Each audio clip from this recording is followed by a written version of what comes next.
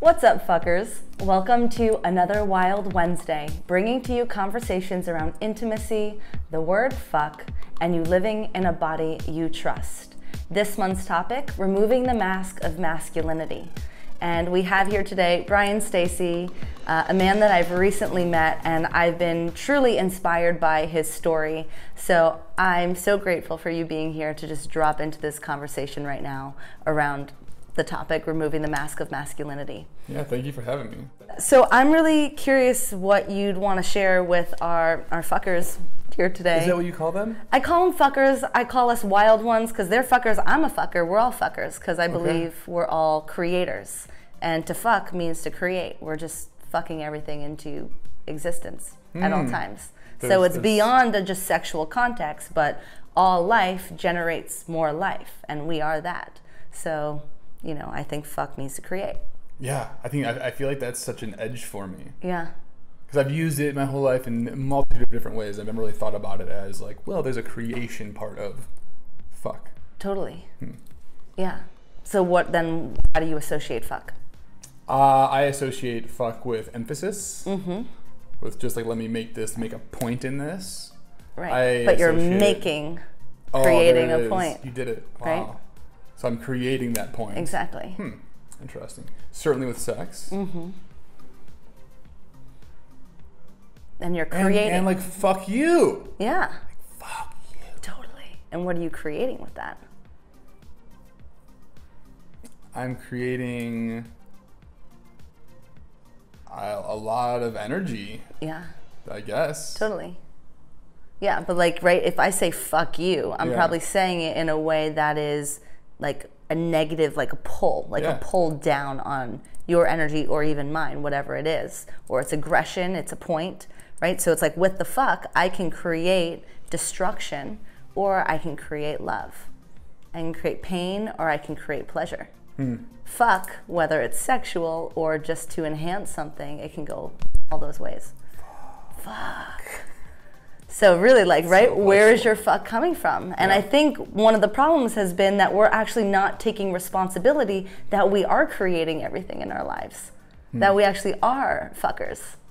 Because that'd be a terrifying thing, because it means we have to take ownership of everything that is happening in our lives. So if I was to say, I feel like I am a creator of everything in my existence, is that the same thing as saying I'm a fucker? Yes. Okay, got it. I'm so clear on this now. This is good. That's it. I can't wait till I tell my parents that this is actually not a swear. Yeah. And I actually think it's... pass the fucking potatoes. Thank you. Yeah. Okay. Yep. Great. This is great. I love where this is going. Yep. And so, I mean, I've heard the phrase, like, how you do anything is how you do everything. It's the same thing. Same thing, just with an F word. Yeah. Got it. The F word. It's essentially like the word of saying, I am the creator. I am this powerful. Fuck as a word is so powerful. Like you said, it's an enhancer. But it's an enhancer of what? So to then like own it of like, I am a fucker. I am a creator. I am the creator of everything in my life. I am in direct correlation to create life the same way that all other life is. And that's why you say... That's why. What's up, fuckers? What's up, fuckers? Because we're all creators. I like that. Next time somebody says, what's up, fucker, I'm going to say, thank you. Exactly. I do feel creative today. Boom. Amazing. So I'm curious around the topic with removing the mask of masculinity. What do you think is something to get under that mask, or you know, like... how do we get into these conversations that are less surface level? Yeah. Well, I think what I'll start with is my story. Like, why am I even sitting on a beautiful wooden bench with you talking about masculinity? It's always a topic that when I'm asked to speak on it, I feel strange about. Because I'm like, well, what makes me somebody that talks on masculinity? I have a penis. Like, is that it? Is that makes me an expert? And what I found isn't something that I was taught, but over a few experiences. One of those experiences for me was I grew up in a Christian household where we didn't really talk about sex. As a matter of fact, you know Boys and Men? Okay, so they're a band, Boys and Men. Okay. Very, very famous back in my day. I'm a little bit older. But there's a song called I'll Make Love to You. And it goes, now I'm not, put it on mute if you need to right now, 'cause I'm going to sing for a second. But the song goes, I'll make love to you like you want me to. Right? And so my mom, driving home from school, she was cool because she let me listen to that song. And that was kind of like a little taboo. But when we were driving back home from school or to practice and that song came on, she would remind me after the lyrics, I'll make love to you after you're married, like you after you're married, right? So she would ad-lib. And so like that was my sex talk. My sex talk was like, the only time you should be even contemplating this sort of thing is after you're married. Yeah. And so that brought up a lot for me as a kid even, is like, is masturbating wrong? Like I'm 12 years old, I have this boner, I saw a woman with nice boobs and like, is this wrong? Is this thing wrong? And what I found is when I got through high school and into college, a way to deal with that, which was through alcohol. And I could numb all those voices in the back of my head saying, before you're married, after you're married, after you're married, after you're married. And so I went through life until 30 years of age, where I would just numb out in order to do those things. Now, I was having sex, but I certainly wasn't talking about it with anybody, either like before, during, or even after. And so what happened to me at the age of 30 is I had a wake-up call. And my wake-up call came in the form of health. And I started feeling some pain down in the lower region, particularly my left testicle. And I did what a lot of guys do, which is nothing. I was like, it'll go away, it's not that big of a deal. What if it is a big deal, right? Maybe I don't want to know what it is. And so it took me 3 months to actually go in and get checked out. And when I did, I was diagnosed with both testicular cancer and chlamydia at the same time. That was a big wake up for me. But the beauty of what happened afterwards, I was going through chemotherapy, I decided to write a blog about this. And when I wrote that blog, a lot of other people started reaching out to me, other guys in particular, asking me if they had testicular cancer, what it felt like. I had one guy at the office literally ask me to look at his nuts. And I'm like, look, I'm not a doctor, no thank you. But what that taught me is like that safety and that permission slip, just because you broke through and were vulnerable or honest or real. Yeah, it was real. And these are conversations, like some people were complete strangers, some people were friends over a period of time. Now, because that veil was lifted and I was a safe person that people could come talk to this stuff about, one of my best friends, I grew up with them, came to me with the same question a lot of other guys said and say, hey, I think, I got something going on down there. Like, what do you think? Do you think it could be testicular cancer? And he was the only person that when they described it to me, I'm like, you need to get checked out. And he did. And he had it. He had it. Wow. And so I look at situations like that, like why these conversations are so important. For me, if I never would have got checked, I could have been killed. If my friend didn't have a safe place to ask somebody that he trusted, right, he could have died. Totally. And imagine all the other conversations that aren't being spoken about. And it only takes one person to come to say it, to actually get lower below the surface for the real healing, for the real conversations to happen. Yeah. Which we're all, I think, really hungry for. And that's the beauty. And it becomes, for me at least, it becomes a craving almost to like stay down there and talk about the real stuff that we're all not supposed to talk about. Yeah. Right? I have a podcast called Man Amongst Men with my friend Dominic Cortuccio. And we talk about that kind of stuff. Like, when's the last time a guy checked into his masturbation practice? Yeah. We've been doing it the same way since we were 10 years old. Right. Like, why should I change it? What triggers me? Like, why do I do it when I do it? How often is too much? And so these are the kind of conversations where my parents would prefer if I wasn't talking about. Yeah. But it's also something we're all doing and not really diving into. Totally. And so to answer your question, I guess more directly, is how do we start to remove this? Is like to get vulnerable. It's and that word is almost like a cliche at this point. Like, be vulnerable. But what does that actually mean? What that actually means is like talking about what's coming up as opposed to what I want people to think. Right. Like, am I performing or am I being really me? And when I'm at that place of being really me, and why this is so addictive, is like it's a lot more fun. Totally. It's a lot more in the moment. It's a lot less thinking. Right. It's a lot faster. Also, I think vulnerability is something that terrifies people. So also to speak the conversations, not even just being in the awareness, but like the things that we're really afraid to even be real and honest with ourselves about. Like, those are the things that I think people are like, they want spaces to be able to share these things. They want to feel safe expressing what they may not even be able to be honest with themselves about. So where do we find those catalysts? Are we, am I, are you those catalysts for these conversations, for more safety, for more healing, for more vulnerability to actually be explored and expressed? Yeah. Yeah, I had a friend reach out to me yesterday. Fuckers. I had a fucker reach out to me yesterday, and he had got a hold of one of our podcasts we just released called "Women Teach Men," and him and his wife got together on this topic of cycles, women's cycles, and like what they're into at any point in their cycle. And they weren't having relationship problems, but they're like, oh, like this really opened up the conversation for us that we didn't have the language for. And so I think half of this battle is being like, it's okay to bring this stuff up.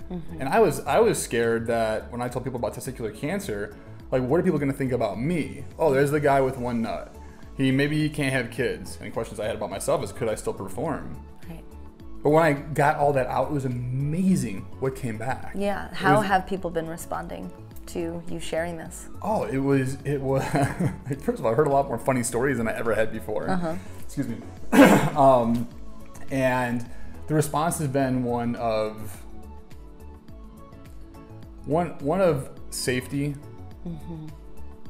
one of me connecting with people much more deeply. Like, I feel like we can have these relationships since high school, since grade school, that all go an inch deep. And as soon as we start talking about our balls in a real way, not like, check out my balls, but like, seriously, check out my balls. Right? That's kind of the difference. Yeah. The relationship gets deeper immediately. And so there's certainly a value to like old fuckers and like old friends. And also what I've learned through this process is like making new ones, the speed with which that comes and the depth with which that comes is with how open and real we are. Because we're all going through it in some way, shape, or form.